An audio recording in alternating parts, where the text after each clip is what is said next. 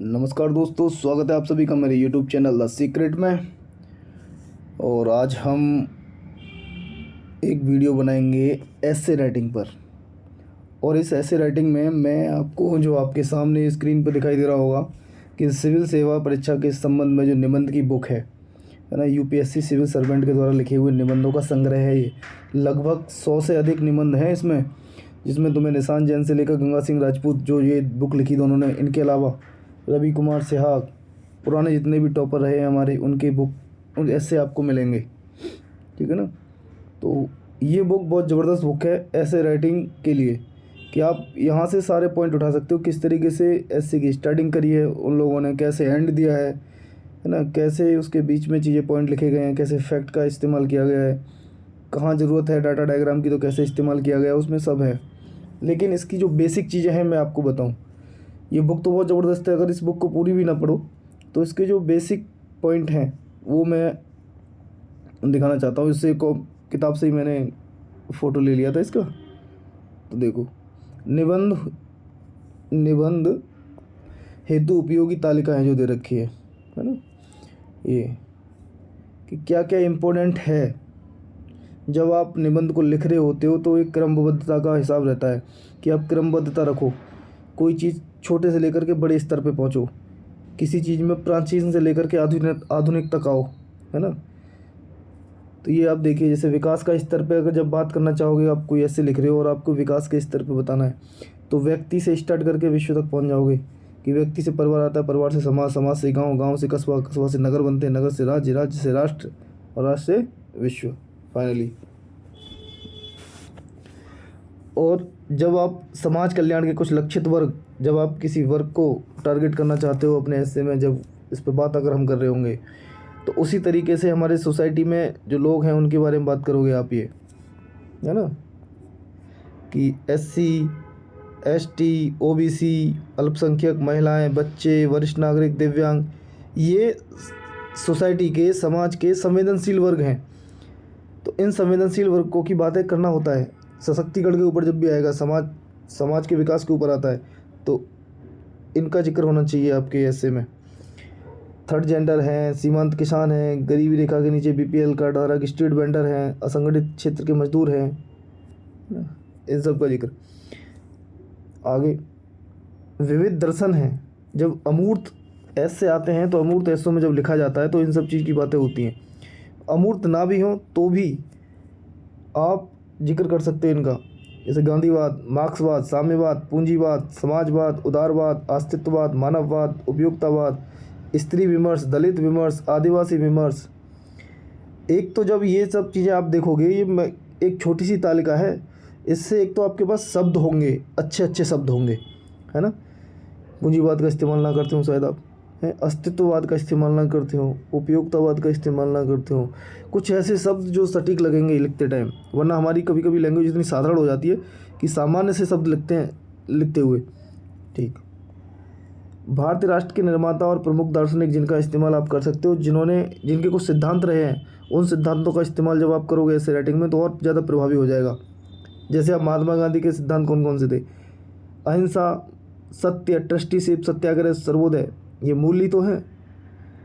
जवाहरलाल नेहरू के समाजवाद, पंथ निरपेक्ष लोकतंत्र, समाजवाद, पंथ निरपेक्ष लोकतंत्र, रविन्द्रनाथ टैगोर के अंतर्राष्ट्रवाद, मानववाद, राष्ट्रवाद, पुनर्जागरण, आधुनिकतावाद, डॉक्टर BR अम्बेडकर, सामाजिक न्याय, अफर्मेटिव एक्शंस, मानवाधिकार, स्वामी विवेकानंद, आध्यात्मिकता, सहिष्णुता, नव वेदांत। अगर आप यहीं से भी कॉपी कर लोगे इनको, यहाँ से भी नोट कर लोगे, इनका इस्तेमाल अगर आप ऐसे में करोगे तो भी बेहतरीन है। और आप देख रहे हो ना, इनका इस्तेमाल मैंने बताया था कि जब एथिक्स पढ़ा रहा था मैं, कि कैसे एथिक्स का ऐसे में हम बहुत अच्छे से इस्तेमाल करते हैं, जो हम पढ़ते हैं, और वहाँ की चीज़ें हम ऐसे में बहुत अच्छे से इस्तेमाल कर सकते हैं। ये जो हम यहाँ पढ़ रहे हैं क्या है, इनको एथिक्स में इस्तेमाल नहीं कर सकते हम? अहिंसा, सत्य, ट्रस्टीशिप, सत्याग्रह, सर्वोदय। ठीक है ना।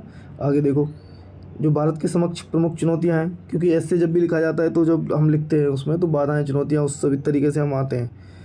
तो जब आप लिखोगे तो इसमें भी बहुत सारी चीज़ों पर ध्यान दोगे, क्योंकि चाहे GS का क्वेश्चन के आंसर हम लिखते हैं तो भी उम्मीद तो ये रहती है ना कि मल्टी डायमेंशनल क्वेश्चन लिखा जाए जिसके बहुआयाम हो। तो वैसे ही ऐसे में तो वैसे भी छूट होती है, शब्द सीमा काफ़ी होती हैं, तो ऐसी शब्द सीमा की कोई रोक टोक नहीं होती है ज़्यादा। तो वहाँ हमारे पास लिखने को बहुत कुछ होता है, तो वो तो वैसे भी मल्टी डायमेंशनल होना चाहिए। तो जैसे यहाँ देखो, जब आप चुनौतियों की बात करोगे तो जातिवाद, क्षेत्रवाद, भाषावाद, सांप्रदायिकता, नेक्स्ट आगे ऑर्गेनाइज्ड क्राइम, संगठित अपराध, जलवायु परिवर्तन, गरीबी, असमानता, नक्सलवाद, आतंकवाद, ये चीज़ें हैं। ठीक है, आगे देखो आप, हमारे कुछ महत्वपूर्ण अधिकार भी हैं। वही है कि आपको बहुआयामी बनाना है आप अपना ऐसे, तो उसमें बहुत सारी चीज़ें आएंगी और आपके पास शब्द होने चाहिए, बेहतरीन शब्द होने चाहिए। तो देखिए, सूचना का अधिकार, शिक्षा का अधिकार, खाद्य सुरक्षा, निजता का अधिकार, पुनर्वास, सामाजिक सुरक्षा, रोजगार की गारंटी, वन अधिकार। संवैधानिक मूल्य हैं हमारे कुछ, जिनका आधार क्या है, संविधान की प्रस्तावना, मूल अधिकार, मूल कर्तव्य, राज्य के नीति निर्देशक सब। तो हम कुछ छोड़ रहे हैं क्या? जो भी सेक्शन है सोसाइटी के, जो भी सेक्शन है हमारे सिलेबस के, उन सारे सेक्शनों को हम लेके आगे तालिका 7 तक। 8 में हमारे कुछ यूनिवर्सल मूल्य हैं, और ये यूनिवर्सल मूल्य जब आप एथिक्स लिखते हो तब भी आप लिखते हो सार्वभौमिक मूल्यों के बारे में। समानता, स्वतंत्रता, बंधुत्व, अहिंसा, समता, है ना, सहिष्णुता, पंथनिरपेक्षता, समाजवाद, अखंडता। ये शब्द जो आप देखे आपने 2 पेज के अंदर, इन शब्द का इस्तेमाल आप एथिक्स में भी बहुत अच्छे तरीके से करते हो। आपको मूल्य लिखने होते हैं तो सार्वभौमिक मूल्यों के बारे में आप बात कर रहे होते हो, संवैधानिक मूल्यों के बारे में। ये मूल्य क्या है? ये एथिक्स का ही तो पार्ट है, और आप इनको एस्से में, अमूर्त एस्से में तो बहुत बेहतरीन तरीके से इस्तेमाल करोगे। तो ये चीज़ें आपके सामने हैं। ठीक है, और भी हैं जो पॉइंट हैं, निशान जैन और गंगा सिंह जी ने बताए थे कि और एस्से में क्या ध्यान रखा जा सकता है ना, क्या ध्यान रखा जा सकता है। तो उन्होंने 4 पॉइंट बताए थे, है ना। तो 4 पॉइंट में कहते हैं कि पहला, कि आप विषय पे केंद्रित रहें, आपका जो सब्जेक्ट है, जो पॉइंट है, आप उसी पर केंद्रित रहें, है ना, कि विषय की जो मूल भावना है उससे स्वयं को जोड़े रखें। और ऐसा है कि संपूर्ण निबंध का जो झुकाव है वो निरंतर विषय की ओर बना रहे। जैसे अगर आप महिला सशक्तिकरण पर कोई निबंध लिख रहे हो, तो आपका झुकाव ऐसे महिला सशक्तिकरण से भटकाव नहीं होना चाहिए, उस विषय पर लगातार बने रहना चाहिए, है ना। दूसरा उन्होंने बोला था कि विचार जो आप दे रहे हो उनको सुनियोजित रूप से व्यक्त करें, है ना, एक क्रमबद्ध, विचारों की क्रमबद्धता बनी रहे, है ना। जैसे मैं आपको एक ऐसे दिखाऊंगा अपना, उसमें अगर मैंने क्रमबद्धता नहीं लिखी, मैंने कहा कि बुद्ध, महावीर, नानक से लेकर के अपाला घोषा लोपामुद्रा तक, तो ये क्रमबद्धता नहीं है। आप प्राचीन से लेकर के आधुनिक पाइए, तो क्रमबद्धता ये होती है कि पहले प्राचीन वालों का नाम लेते, अपाला घोषा लोपामुद्रा का नाम लेते, उसके बाद आप लिखते बुद्ध, महावीर, नानक तक, तो वो होती है। तो इसका ध्यान रखें, अपने विचारों को बड़ा सुनियोजित रूप से व्यक्त करें। सेकंड पॉइंट में ये बताया। तीसरा पॉइंट में ध्यान रखने के बोला कि संक्षेप में लिखें, है ना, कम लिखें पर प्रभावी लिखें, है ना। और अति हर चीज़ की बुरी होती है, अति सर्वत्र वर्ज्यते। और 3 घंटे का समय वैसे भी निर्धारित होता है, और हमें यूपीपीसीएस में 2 निबंध लिखने होते हैं, यूपीएससी में 3 निबंध, यूपीपीसीएस में 3 निबंध लिखने होते हैं और यूपीएससी में 2 निबंध लिखने होते हैं। और शब्द सीमा का उल्लंघन ना हो ज़्यादा। पैराग्राफ में लिखें, इसी में बताया कि पैराग्राफ में लिखें 3 पॉइंट में, कि अगर एक पेज है तो आप कोशिश करें कि 3 पैराग्राफ में आप लिख पाएँ, इस पेज दे करके कम से कम 3 पैराग्राफ हों एक पेज पर। ठीक, आगे उन्होंने चौथा नंबर बताया कि 4 पॉइंट में, कि प्रभावी और सटीक अभिव्यक्ति होनी चाहिए, है ना। अभिव्यक्ति एक अच्छे निबंध का सर्वाधिक महत्वपूर्ण पक्ष होता है। तो इसके बारे में बताया। और सारे आयामों को कंप्लीट करने की बात करते हैं कि कुछ संभावित पहलू हैं, किसी विषय पर आप लिख रहे हो तो उसके कुछ संभावित पहलू होंगे ना। तो जैसे एक पेस्टल अप्रोच बड़ी हाईलाइटेड रहती है कि पेस्टल अप्रोच पर बात करो, और तुम कहोगे पेस्टल पता नहीं कहाँ से आ गया। इसका मतलब है कि पॉलिटिकल डायमेंशन दीजिए, आपको इकोनॉमिकल दीजिए, उसका सोशली दीजिए, टेक्नोलॉजिकल दीजिए, है ना, एनवायरमेंटल दीजिए। तो उसमें है कि आप कुछ संभावित पहलू हैं, है ना, अनिवार्य नहीं है कि अनिवार्य है, बट हैं कुछ संभावित पहलू। जब एक ऐसे लिखा जाए तो उसके इतने डायमेंशन पर बात की जाए। सामाजिक पर्सपेक्टिव बताइए, सांस्कृतिक साहित्यिक बताइए, इकोनॉमिक बताइए, पॉलिटिकल एडमिनिस्ट्रेटिव बताइए, दार्शनिक वाला पहलू बताइए, धार्मिक आध्यात्मिक की तरफ भी आ सकते। जब आपके साथ इतना कुछ होगा, समझ रहे हो ना, जब आपके दिमाग में ये एक कच्चा डाटा ही तो है कि इतना कुछ है, हम इतनी तरीके से क्वेश्चन को लिख सकते हैं। जब आपको आंसर विषय के बारे में, जो सब्जेक्ट पे आप लिखने जा रहे हो, ऐसे कुछ ना पता होते हुए भी आप उसको बेहतरीन तरीके से प्रस्तुत कर सकते हो।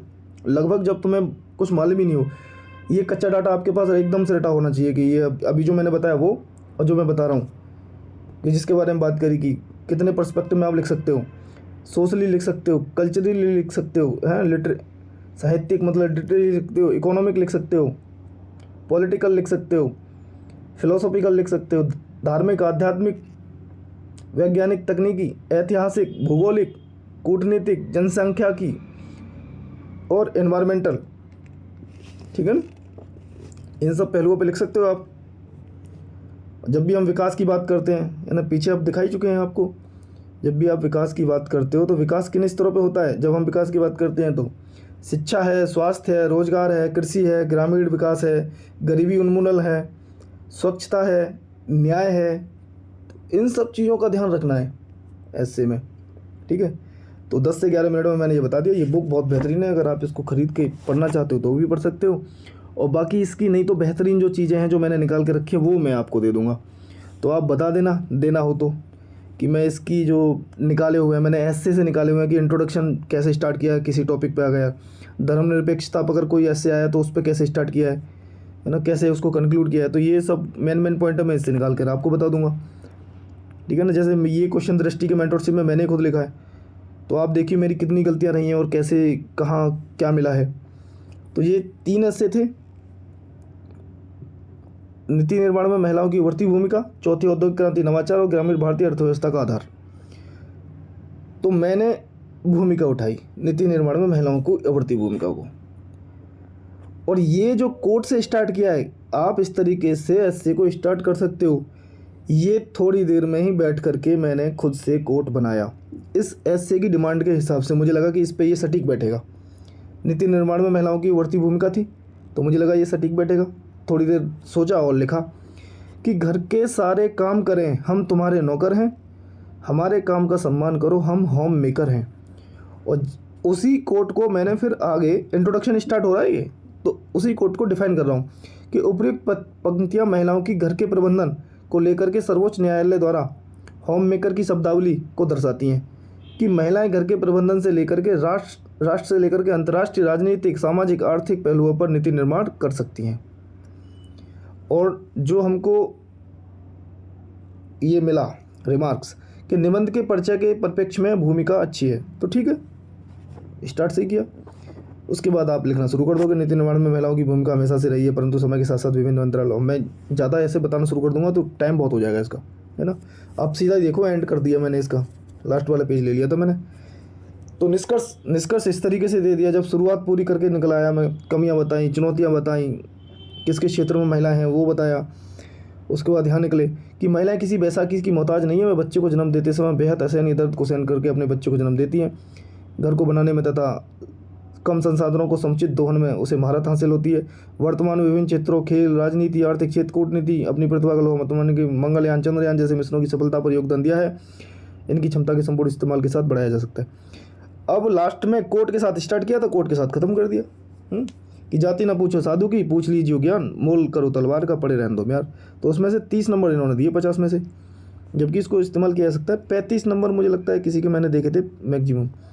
क्योंकि अगर आप 35 नंबर एक ऐसे में आते हो, यूपीपीएससी में 3 आते हैं, तो कितने नंबर हो गए आपके? 105 ऐसे में। ठीक ठाक नंबर है ये भाई साहब। तो इसमें और भी बहुत सुधार करने की आवश्यकता है। काफ़ी कुछ रिमार्क्स मिले थे। एक और एक्से मैं आपको दिखा दूँ, 15 से 20 मिनट का वीडियो बन जाएगा एक। तो जैसे ये देखिए आप, ये भी 3 ऐसे हैं। एक तो डिसाइड ये करता है कि 3 में से तुम कौन सा ऐसे चुनते हो, और ऐसे वो चुनो जिस पे आप लिख सकते हो, आपको लगता है कि आपके पास सफिशिएंट डाटा है, आप बेहतर तरीके से उसे प्रस्तुत कर सकते हो। वरना कभी कभी बेकार से ऐसे उठा लेते हो और उस पर लिखना बड़ा मुश्किल हो जाता है। तो मैंने ये उठाया था, नई शिक्षा नीति विश्वगुरु बनने का मंत्र। फिर से कोर्ट से स्टार्ट कर दिया। विश्वविद्यालय, कारखाने तथा अध्यापकगण कुशल कारीगर की भांति उनमें कुशल मानव संसाधन का उत्पादन करते हैं। नई शिक्षा नीति थी, विश्वविद्यालय से संबंध कर दिया उसका। प्रथम उपराष्ट्रपति राधाकृष्णन ने शिक्षा तथा शिक्षक के महत्व के साथ बेहतरीन विश्वविद्यालय के महत्व को इन पंक्तियों में दर्शाया है। ये इंट्रोडक्शन करने का स्टार्टिंग का तरीका है। तो निबंध के केंद्रीय भाव को भूमिका द्वारा प्रभाविता से स्पष्ट किया गया है। यही रिमार्क्स मिला मुझे, तो उसमें भी सही मिल गया था इंट्रोडक्शन में, इसमें भी सही मिला। उसके बाद लिखना शुरू कर दिया। और एंड वाला पॉइंट आप देखिए, ये फिर कंक्लूड है लगभग एंड का, कि भारत वही हम देखते हैं कि भारत में योग है, आयुर्वेद को वैश्विक स्वीकृति मिल रही है ना। पर्यावरण अनुकूल की जीवन शैली, मिशन लाइफ को संपूर्ण विश्व की आवश्यकता के तौर पे देखा जा रहा है, पर्यावरण, आतंकवाद, खाद्य सुरक्षा जैसे मुद्दों को। एक चीज़ मैं आपको दिखाना चाहता था, आनो भद्र कृत्वो यंतु विश्वते, ये वाला जैसे 3 ऐसे आपको लिखने होते हैं एक पेपर में, तो आप ऐसे कोई कोड का इस्तेमाल दोबारा ना करें किसी दूसरे ऐसे में जिसको आप पहले कर चुके हो, तो पुनरावृत्ति से बचें। ये मुझे रिमार्क्स मिला था इसमें, हालांकि 32 नंबर इसमें मिल गए थे, है ना, क्योंकि ठीक ठाक लिखा गया था। अगर आप 32 नंबर भी ला रहे हो, अगर तीनों में बराबर बैठे तो 96 नंबर हो जाते हैं पीसीएस में। मतलब अगर 100 के लगभग जा रहे हो तो ठीक ठाक स्कोर पहुंच रहा है, और वो प्रैक्टिस से आ जाएगा, वो प्रैक्टिस से आ जाएगा लिखना, ठीक है ना। और ये इस किताब की जो मेन चीज़ें हैं, जब हमें कुछ भी नहीं मालूम हो, कुछ भी नहीं पता हो इससे के बारे में, तब भी लिख सकते हैं, तब भी लिख सकते हैं। तो बहुत बहुत धन्यवाद आपका। और एस्से की कॉपियाँ मैं फिर से दिखाऊंगा आपको, और एस्से की कुछ जो मेन चीज़ें हैं इस बुक में वो भी मैं बता सकता हूँ आपको, आप बताना, वरना आप किताब खरीद सकते हैं इसको अगर आपको सेल्फ पढ़ना होगा तो, है ना। ठीक है, बहुत बहुत धन्यवाद आपका, आपका दिन शुभ रहे।